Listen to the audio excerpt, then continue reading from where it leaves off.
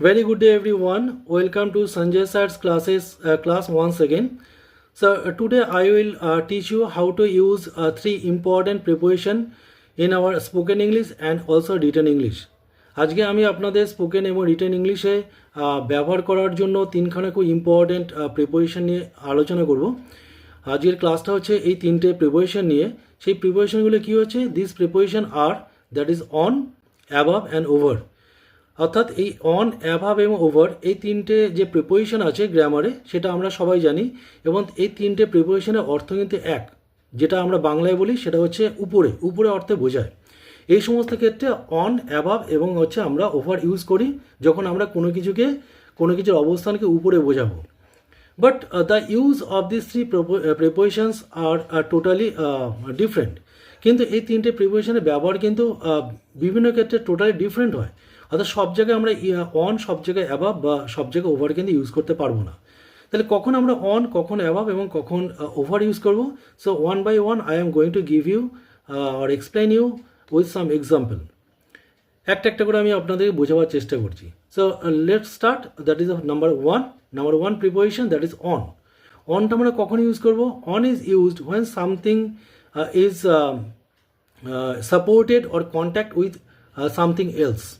অর্থাৎ in Bengali we can say অনটা আমরা কখন ইউজ করবো? যখন কোনো ব্যক্তি বা কোনো বস্তু কোনো কিছুর সাথে কন্ট্যাক্টে আছে বা কোনো কিছু সাপোর্টে আছে, সেক্ষেত্রে কিন্তু আমরা অনটা ইউজ করব।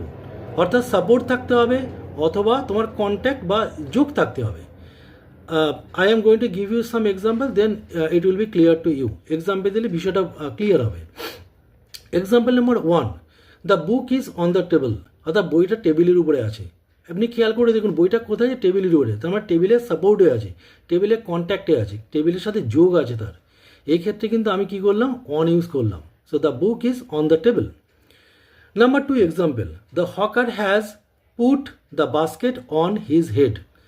হকার অর্থাৎ ফেরিওয়ালাটা সে কি করছে? বাস্কেটটা তার মাথার উপরে রেখেছে। তাহলে মানে কি হলো? যে বাস্কেটটা কোথায় আছে? বাস্কেটটা তার মাথার উপরে আছে, তার মাথার সাপোর্টে আছে এবং মাথার সাথে কন্ট্যাক্টে আছে। সেই ক্ষেত্রে কিন্তু আমরা এখানে অন ইউজ করলাম। Okay, I think you have understood this. So number three example, that is the monkey sat on the branch of the tree. অর্থাৎ মাঙ্কি বা বাদরটা হচ্ছে গাছের ব্রাঞ্চ বা কোনো ডালের উপরে বসেছিল। তাহলে এখানেও দেখুন মাঙ্কিটা কোথায় বসে আছে? গাছের উপরে, মানে গাছের কোনো ডালে। তার মানে গাছের ডালের সাথে তার একটা সাপোর্ট আছে। সাপোর্ট আছে বলে মাঙ্কিটা গাছ থেকে পড়ে যাচ্ছে না, আবার গাছের সাথে তার কন্ট্যাক্টও আছে। এই যে যোগটা আছে বলে সেই ক্ষেত্রে কিন্তু আমরা এখানে অন ইউজ করছি। অর্থাৎ অনটা সবসময় আমরা ইউজ করব যখন হচ্ছে কোনো কিছুর সাথে কোনো কিছু কন্ট্যাক্ট থাকবে বা সাপোর্ট থাকবে। Number four example, I am holding this mobile phone on my hand.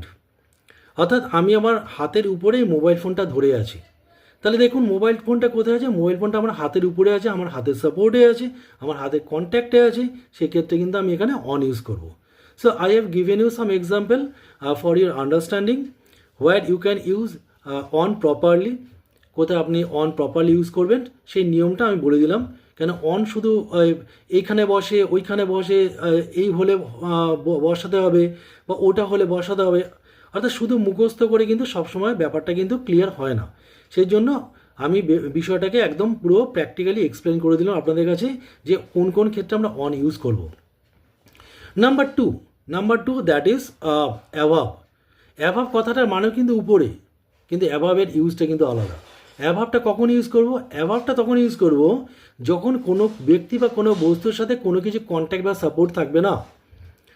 অর্থাৎ কোনো ব্যক্তি বা বস্তুর সাথে কোনো জিনিসের যদি কন্ট্যাক্ট বা সাপোর্ট না থাকে তখন কিন্তু আমরা অন ব্যবহার না করে আমরা কিন্তু অ্যাভাব ইউজ করব। Number one example, the clouds are above us. তার মানে ক্লাউডস, মেঘগুলো কোথায় আছে? অ্যাভাব আস, আমাদের উপরে, মানে আমাদের মাথার উপরে বা আমাদের উপরে আছে। তাহলে খেয়াল করে দেখুন এই যে ক্লাউডসটা কোথায় আছে? আমাদের মাথার অনেক উপরে। তাহলে আমার মাথার সাথে কিন্তু ওই ক্লাউডসের কোনো কন্ট্যাক্ট নেই। ক্লাউডসটা কিন্তু বা মেঘগুলো কিন্তু আমার মাথার কোনো সাপোর্টে নেই। এই সমস্ত ক্ষেত্রে কিন্তু আমি কখনো অন ইউজ করব না, আমি করব কিন্তু অ্যাভাব। যখন কন্ট্যাক্ট থাকছে না সেক্ষেত্রে আমি অ্যাভাব ইউজ করছি। Number two example, the Kanchenjunga is 8,598 metre above the sea level. অর্থাৎ কী বললাম, কাঞ্চনজঙ্ঘা পর্বতমালা আমরা জানি, সবাই নাম শুনেছি, আমাদের ভারতের সবচেয়ে উচ্চতম পর্বতমালার নাম হচ্ছে কাঞ্চনজঙ্ঘা। বলছে কাঞ্চনজঙ্ঘা পর্বতমালাটা হচ্ছে সি লেভেল বা সমুদ্রপৃষ্ঠ থেকে 8,598 মিটার উপরে। এখানেও দেখুন, যেখানে কাঞ্চনজঙ্ঘা অবস্থিত সেখানে কিন্তু কোনো সমুদ্র নেই। তাহলে সমুদ্র থেকে মানে সমুদ্রের যে পৃষ্ঠতল মানে সি লেভেল থেকে সেটা কত, 8,598 মিটার উপরে অবস্থিত। অর্থাৎ এই ক্ষেত্রে কিন্তু আমাকে অ্যাভাব ইউজ করতে হবে, এখানে আমি অন ইউজ করতে পারবো না বা ওভারও ইউজ করতে পারবো না, কেন যেহেতু এই কাঞ্চনজঙ্ঘা পর্বতমালার সাথে কিন্তু ওই সমুদ্রে কোনো কন্ট্যাক্ট বা সাপোর্ট নেই। Number 3 example, to be eligible for this post a candidate should be over above 25 years of age. Again I am telling you, to be eligible for this post a candidate should be above 25 years of age. অর্থাৎ এই পোস্টের জন্য কোনো candidate যোগ্য হবে যখন তার বয়স 25 বছরের উপরে হতে হবে। খেয়াল করে দেখুন, এখানে কিন্তু আমি অ্যাভাব ইউজ করলাম, কেন, 25 বছরের উপরে। তাহলে 25 হচ্ছে একটা সংখ্যা, সেই সংখ্যার সাথে কিন্তু পরবর্তী যে নাম্বারটা 26, 27, 28, 30 মানে কোনো ব্যক্তির যে বয়সটা হয় 25 বছরের উপরে, তার 30 হতে পারে, 35 হতে পারে, 40 হতে পারে, সেই 25-এর সাথে কিন্তু তার এই বয়সটা মানে 26, 30, 40, 50 তার সাথে কোনো কন্ট্যাক্ট নেই, কোনো সাপোর্ট নেই, কিন্তু উপরে কথাটা বোঝাচ্ছে। কেন বাংলা বললে আমি কি বলছি, যে এই পোস্টের জন্য তাকে যোগ্য হতে গেলে ক্যান্ডিডেটটাকে যোগ্য হতে গেলে তার বয়স কিন্তু 25 বছরের উপরে হতে হবে। এই উপরের জন্য আমি কিন্তু অ্যাভাবটা ইউজ করলাম, কিন্তু এখানে আমি অন ইউজ করছি না, এখানে আমি অ্যাভাবও ওভার ইউজ করবো না। কেন করবো না, কেন অনের ক্ষেত্রে আমি বলে দিয়েছি অলরেডি কন্ট্যাক্ট বা সাপোর্ট থাকবে, অ্যাভাবের ক্ষেত্রে কিন্তু কোনো কন্ট্যাক্ট বা সাপোর্ট থাকছে না, সেই ক্ষেত্রে কিন্তু আমি এখানে অ্যাভাব ইউজ করব, এখানে কিন্তু আমি অন বা ওভার ইউজ করছি না। তাহলে অ্যাভাবটা কখন ইউজ করছি, যখন কোনো কিছুর সাথে কোনো কিছুর কন্ট্যাক্ট থাকছে না, কোনো সাপোর্ট থাকছে না। I think I have made you understand properly. Number 3, that is over. এই ওভারটার কথার অর্থ কিন্তু উপরে, কিন্তু ওভারের ইউজটা আলাদা। প্রথমত আমি বলে দিই, over is denoting something higher than the other something else. অর্থাৎ ওভার কথাটা ইউজ হয় কোনো একটা জিনিস যেটা অনেক অনেক উপরে অন্য কোনো জিনিসের থেকে, যেটা আমাদের বলতে পারি যে আনরিচেবল, অর্থাৎ আমাদের কাছে আমাদের সেটা পৌঁছানো যায় না, ধরাছোঁয়ার বাইরে, সেই ক্ষেত্রে কিন্তু আমরা ওভার ইউজ করি।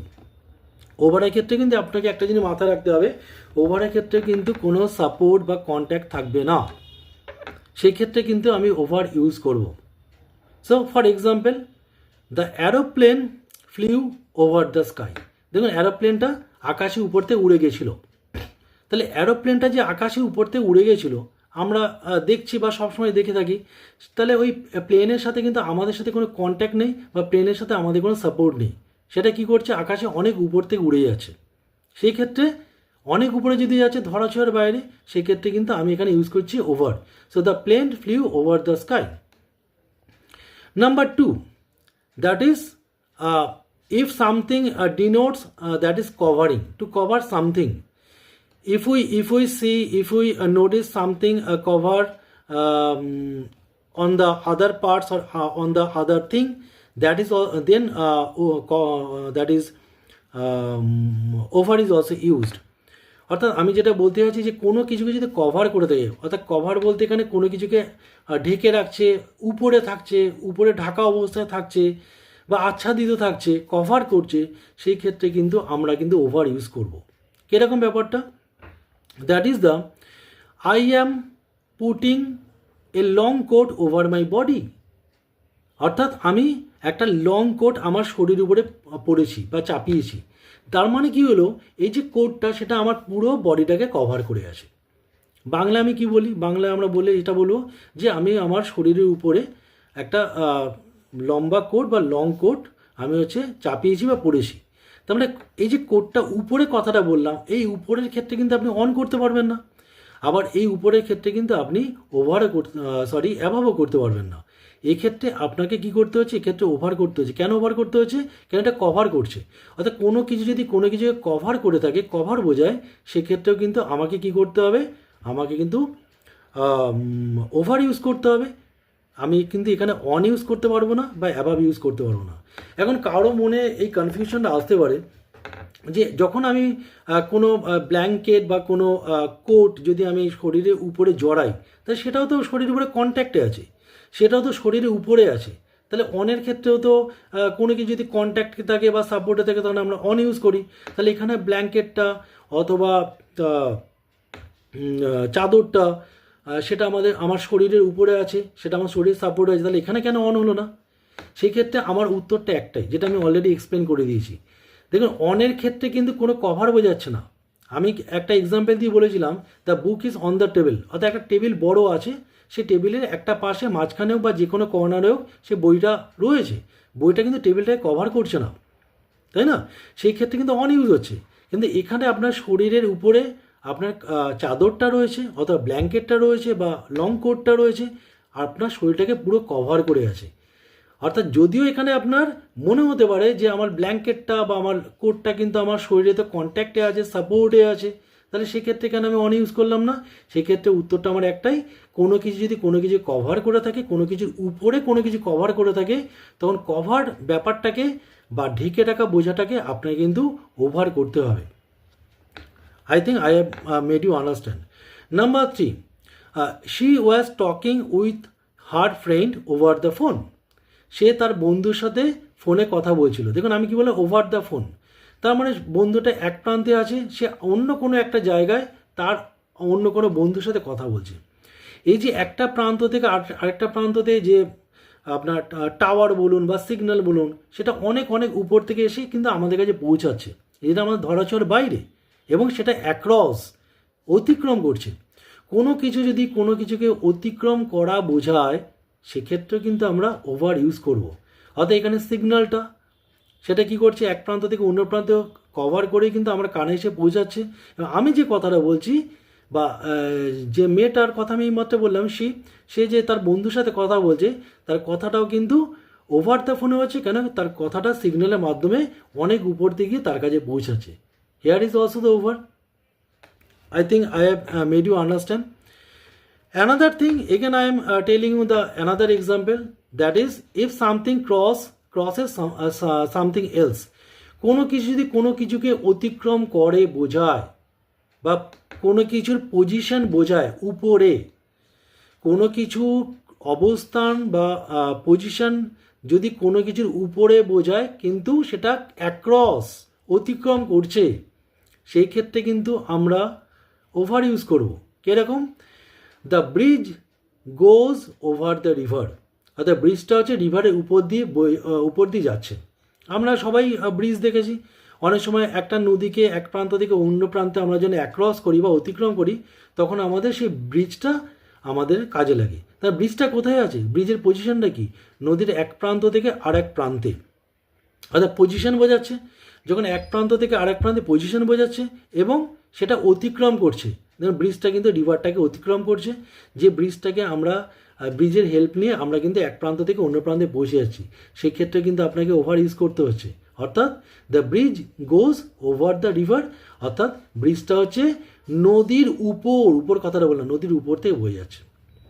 So today I have made you all the preposition mean, that is the on, above and also over, with some example. I think I have made you understand properly. So again I am telling you, if you have any doubt, any confusion, then you can comment in my box. Definitely I will reply to your comment.